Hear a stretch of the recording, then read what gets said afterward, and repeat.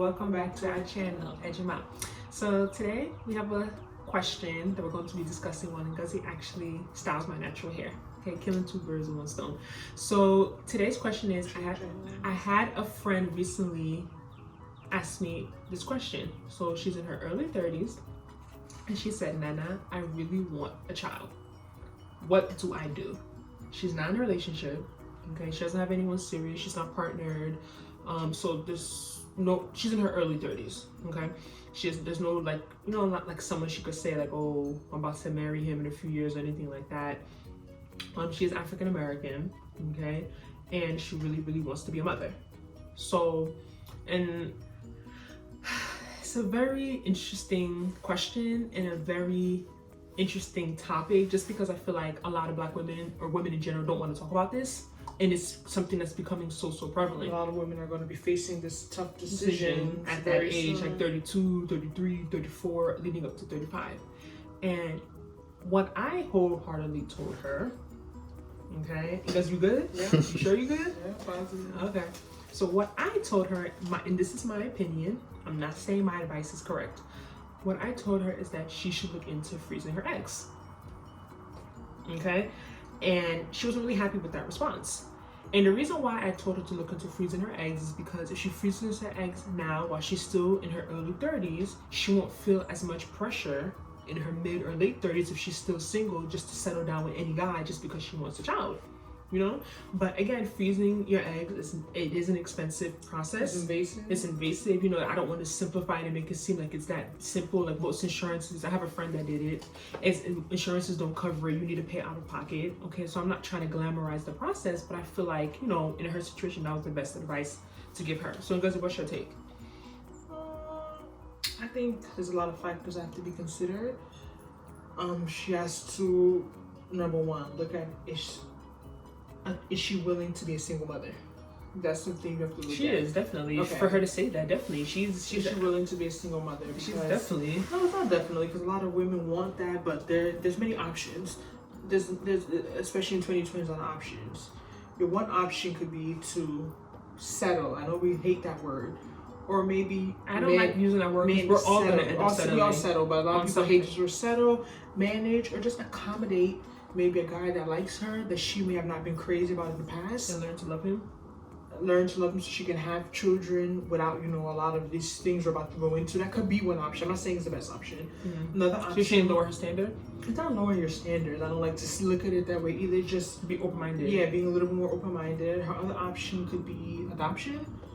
Does she want to have children? She has a womb. So what? What does that mean? Does she want to have children? I think that's weird. Like, why? I mean, and that's me and Gus been talking about it because we watched the show 1 Million Little Things, and Regina and her man in the show, they're a married couple, and they're right now about to adopt a child, and they know the mother and everything. She was even at the baby shower in the last episode. The only reason why I find it kind of weird is that Regina hasn't mentioned having any issues with fertility. So I feel like it's very interesting to see someone not even attempt to get pregnant, but then choose adoption as a first option. I just feel like as a woman, if I have a womb and I can actually get pregnant and I'm young, you get what I'm saying? I understand if I'm 50 or something. Okay, I understand if I'm 45 or something. Okay, and I don't have money for IVF or something like that. And IVF can fail. Let's not forget that. It's not 100% at all. But I feel like why would I advise my friend in her early 30s to go and adopt? Partnering, like maybe I know a lot of women have this mentality that they need to be married before they have kids. So if she has someone that she's dating, or so what is your take on that as a Christian? I'm not even as a Christian. I wouldn't want it, but I can see why women do it at a certain age if you want kids. So I feel like that's kind of like your best option, because at least if you're living with a guy, even if you're not married, you have someone helping you, in theory, take care of your child that you all share together. You have someone helping you financially. Because think about it, when you do all this IVF or like a sperm donor, you're still the primary, like that person's not obligated to your child. So you're taking care of that child emotionally by yourself, physically, financially by yourself. Of course you may have family and friends, and that's great, but at least if it's with a boyfriend, somebody you actually still love, and someone that you actually have a relationship with. Because you're sure you're good. I'm good. At least you have someone to help you in so many ways. Just picking up the child from school. Let's be 2020. Me and my friends talked about this a couple weeks ago at dinner. Women, we can't wait for marriage. That's 20, that's 19s, 90s mentality, logic. We can't wait for marriage because we don't control. know for we don't know get married. Every woman's not gonna get married. And if you know you want children, I have my own personal perspective. I don't see myself ever having kids if I wasn't married. But I'm not crazy about kids to begin with. But if you're a woman that knows you want children by fire, by force, your life won't be complete. You're gonna be crying on a mountain for the rest of your life if you don't have a child. These are things you have to think about when you're in your 30s. Are you willing to be a single parent? Because just because you wait till later doesn't mean you're still gonna get married. That's a good point. So you can wait till you're 40 and still not get married. So why not just start it at 32 when you're a little more fertile? You know what I mean? Nothing is guaranteed. It's all a risk. There's a lot of things that women are. Life is a risk. A lot of things you have to consider. That's one option, like I said. But you say you still think your best option is just dealing with a guy that you know really likes you, but you don't really care for him, and learning to love him. If you want marriage. If marriage is something that you feel as if you need to be married before you have a child. But like I said, if you're a woman, a lot of women probably are in this predicament. You say your friend's not really dating anybody. Exactly. So a lot of women are strictly single. Like they're not even seeing anyone to even think about the boyfriend to have a child with. They're not seeing anyone. She still has to get the boyfriend first, and then you don't know if the boyfriend wants a child. Exactly. You get what I'm saying? You're making an assumption. There are some men that don't want a child either unless they're married. The option is a sperm bank, which me personally I think is still a little weird. But I do understand why for some women that probably is their only option, because like you said, they may not be dating somebody. Or dating someone serious. Dating someone serious, so they want a child. So they may not know. Well, if 3 years could pass by, they could still be single. And they want to make sure, they still want to be a mother. So it's a very touchy subject. It's not one size fits all topic. It's a lot of things to consider. But I just feel like we'll kind of go into another topic we talk about this all the time. Me personally, I think that I used to say black people, but as I'm getting older, I think it's black women. I think we really normalize suffering. And when I say normalize suffering, I think that we are so used to being strong, basically being suffering, that when we're suffering, we use the word. We don't even know we're suffering. We use them as the same. We think suffering is being strong. Let me give you an example. I feel like, okay, let's say right now I'm a single woman. Let's say I'm 30. Let's even say like I'm 37. My mother lives across the country. I don't have any family support, but I decide I want to have a child. Okay, I decided, let's say I want to go to a sperm bank. I get sperm to help me have that child. I get sperm to have my child naturally. So now maybe I have a good job. I can afford. I can afford to pay for childcare. That's another thing. The factor about a lot of single women having children. People don't forget childcare is very expensive. So if you don't have someone helping you to split those costs, it could be very laborious. It could be very stressful. Even if you're making 6 figures. Even if you're making quote-unquote 6 figures. Yeah, I know people who make who are making good money. They still struggle because they don't have that help. They don't have people really helping them. It's not just about the money. So let's say I decide I want to pay someone. I have a living to help me take care of that child. People don't see the fact of like there's so many other things besides the child having. You just having a child. People don't really, especially African people, they don't really acknowledge the emotional part, the psychological part, being in a single household. Like, I grew up in a single household, so I'm definitely going to have a lot of bias. I know there's people who grew up in a single household and they were fine. They had a lot of family support. I had a lot of family support, but no one can replace a parent. I could have the grandparent. I could have the aunts because you didn't have that father figure. Your mother had to work more. Exactly. I could have the aunts and uncles and the people help out. It takes a village to raise a child. I believe in that 100 and 1,000%. But like I said, nobody can substitute a parent's love. Nobody can take the place of a parent. So you have this child. You have to consider things that may happen in the long term, or how your child may feel when they realize that their father was from sperm. Or you didn't give them a chance to even have a real exactly. You didn't give them a chance. That's why I still support. I understand a lot of women do have to do that because they do want children and they quote. I hate to say this. So you think it's better to just have a child with your boyfriend? Yes. I hate to say it, but they didn't plan their life properly. Because let's be real, nothing just happens to us. Like things happen, but like we have more control over our lives than we think we do, than we think we actually do. There's a lot of things that we don't realize affect us later on in life. That's why our choices we make through our life are so important. So you end up having this child that has half a family, that has only one parent, half the grandparents, and it's like at the end of the day, a lot of people, we talk about this, we'll put into our video, I believe we talk about how children don't owe their parents, a little rant about that. Is that a lot of people comment in that. A lot of times, a lot of women don't understand that their reasons for wanting kids are very selfish. Like, it's not for the child's benefit. It's for they want it. They want society's approval. They want to be a mother. They want to feel important. They want love. The reasons why a lot of women do all these things to have, especially black women, especially African women, having children it's not really for the benefit of the child. I'm not saying the child can't benefit. I'm not saying the child's a miserable life, but they're just thinking about what the child is going to bring for them. Why are you thinking about what you're going to bring how are you going to benefit that child's life? Like, there's so many things, especially being in a developed country. Like, children have so many issues. You see children committing suicide. You see children doing. They need a lot of attention. Parents, they need a lot of parents attention. In These this part of the world. Because me and Ngozi was not like that. When we was growing up, we was not like that. Like, you just go outside and play. We were staying home alone at 10 years old. Like, it's just a different world I didn't even know I didn't have a father. Yeah. I just sit down ever and feel bad for myself and say, oh, my father died when I was 4. Oh, woe is me. Oh, that's why I'm going to do drugs. That's why I'm going to get pregnant. That's why I'm going to sleep with men. That's why I'm going to do this. I never even looked at it like a big deal. In this generation, these kids are very needy. That's true. They're very needy. Oh my gosh. So, like, you have to consider those things. And we're saying this experience from raising a child. You have to consider, and that's the point I'm saying. A lot of people, especially black women, black foreign women, they think, oh, I have a good job. I can raise a child by myself. And it's more than that. In America, you need time. It's not money. It's not just money. If we're in Africa, if we're in one of these developing countries, number one component to being a good parent is finances. But in America, you don't really need money to be a good parent. I'm sure the having more money makes you better. Exactly. But the government will help you take care of your citizens. child. Yeah. You really need time. You need love. You need to shower that child with love and affection and make sure they're not being influenced by all these crazy people out here. There's too many vices, so I feel like excuse me. There's so many things you have to consider, and I just feel like, me personally, I just don't feel like it's healthy to raise a child in a single family household. Purposely, intentionally. We argue about that too. Are these women doing it intentionally? If you go to a sperm bank to have a child, you're intentionally trying to raise a child in a single family household, because you know that situation's not going to change. Like, the parent, like what is she? It's just hard. Like, but what if for the women that really, like you say, we're a little biased because we're not like, we want to. I feel like I can't have a child unless I'm married.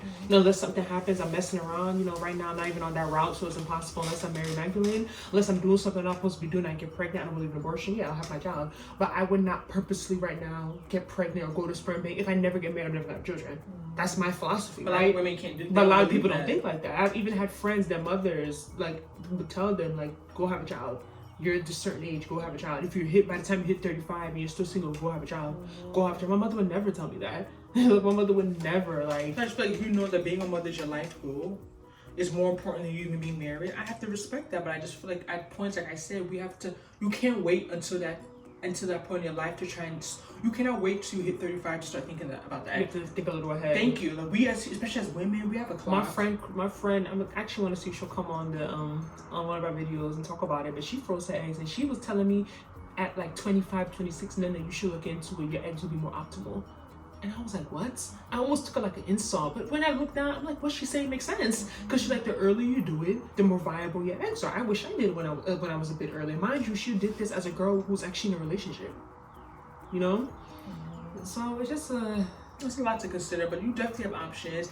There's no one better than the other. Everyone knows their family support. That's a big factor too. Exactly. Like, right now, you can have a good job, but you don't have no one to help you. You just have a babysitter who only do so much. You may not have, some people don't make that much, but they have their mother that basically raised their children for them. Exactly. So the family support is a big one. If you have family support, it can definitely make things easier. But what I'm just saying, regardless, is that no matter how much help you have, no one can substitute a parent. Same way I talk to women who want you, I tell them, why don't you just help your siblings take care of their kid, and say, no, it's not like having my own child. Same way that your mother can't act like a mother. Even children that grow up with their grandparents can only play the role of grandparent. They can't play the role of a parent. They can try. Yeah, they do good jobs. They can try. Some of them do amazing jobs, but it's still not the same. They're basically the mother. Exactly. But that child might still feel a void. Like, oh, my mom was never They're around. still gonna feel that void. My mom left me to live with my grandmother and left me and went to live with a man. Exactly. Yeah. So what I'm saying, I hear a lot of kids say stuff. So what I'm just saying is, a lot of women who choose to go on that path, there's no right or wrong. Is that, do not negate the fact that even if you're giving your child everything financially, emotionally, and you're giving them that love, that they may still have some areas of lack. And on the end note, I know people are gonna come in here like, because I'm a Christian, I believe in God, I try my best to follow the word, I really have stopped doing some things that I feel like the average person does. But I just hate when people try to come with this Christianity, come back, because y'all are having premarital sex anyway. So don't come for me and start quoting the Bible and giving me verse this or verse that, because people say, oh, how can you be promoting that? Because like, you're telling people to have a child, but it's like, these people already having sex. Yeah.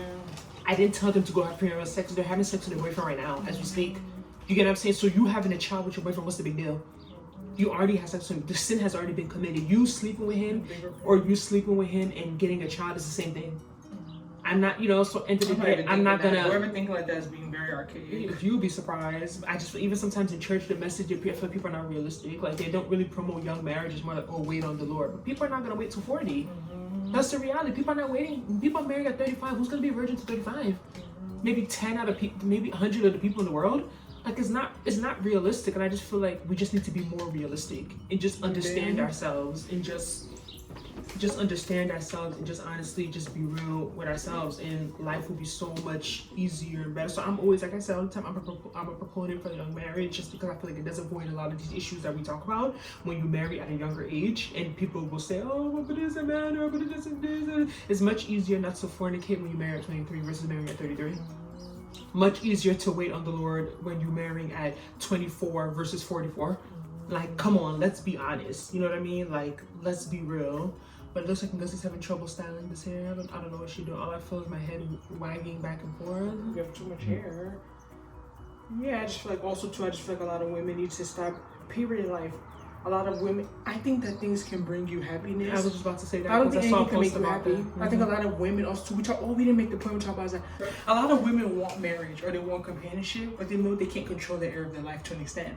So they go to children, not because it's more important or it's going to bring them more joy, it's because it's something they can control. You can control another child. You can control a human being. You can't control a man. You can't make him marry you. Can't make him marry you. You can't make him love you. But when it comes to kids, like, especially babies, they're so cute. They're going to love me. But I see some of these same women on Instagram, I'm not going to mention, no ads, who go through all this stuff, go through these fertility treatments, have a child, do IVF, get a sperm donor, and they're still crying marriage.